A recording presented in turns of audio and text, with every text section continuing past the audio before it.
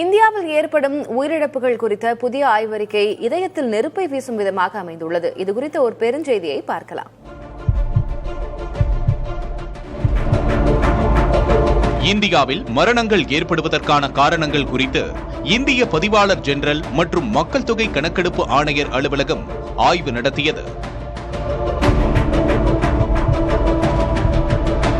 இதன் முடிவுகளை மரணம் ஏற்படுவதற்கான காரணங்கள் அடங்கிய அறிக்கை 2021-2023 என்ற பெயரில் வெளியிட்டுள்ளது. அதன்படி நாட்டில் நோய்கள் காரணமாக ஏற்பட்ட மரணங்களில் தொற்றா நோய்களால் 56.7 விழுக்காடு பேர் உயிரிழந்துள்ளனர். இது கொரோனா காலமான 2020-2022 ஆண்டில் 55.7 விழுக்காடாக இருந்தது.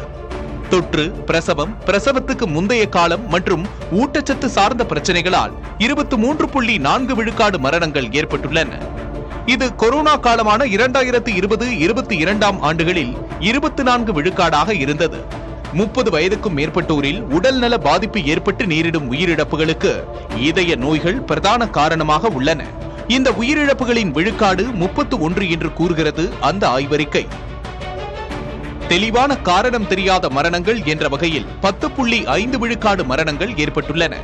இந்த வகையில் பெரும்பாலும் 70 மற்றும் அதற்கும் மேற்பட்ட வயதுள்ள முதியோர்தான் உயிரிழந்துள்ளனர். சுவாச தொற்றுகளால் 9.3 விழுக்காடு மரணங்களும், சுவாச பாதிப்பு நோய்களால் 5.7 விழுக்காடு மரணங்களும், ஜீரண மண்டல நோய்களால் 5.3 விழுக்காடு மரணங்களும் ஏற்பட்டுள்ளன. 15 முதல் 29 வயதுக்குட்பட்டோரின் மரணத்துக்கான காரணம் என்ற வகையில் தற்கொலைதான் பொதுவான காரணம் என்ற அதிர்ச்சியும் ஆய்வறிக்கையில் கிடைத்துள்ளது. இந்த வயதுடையோரின் உயிரிழப்புக்கு உள்நோக்கத்துடன் காயம் ஏற்படுத்துதலும் காரணமாக அமைந்துள்ளது. விபத்துக்கள் தவிர உள்நோக்கம் இல்லாமல் ஏற்படுத்தப்படும் காயங்களால் 3.7 விழுக்காடு மரணங்கள் நிகழ்ந்துள்ளன.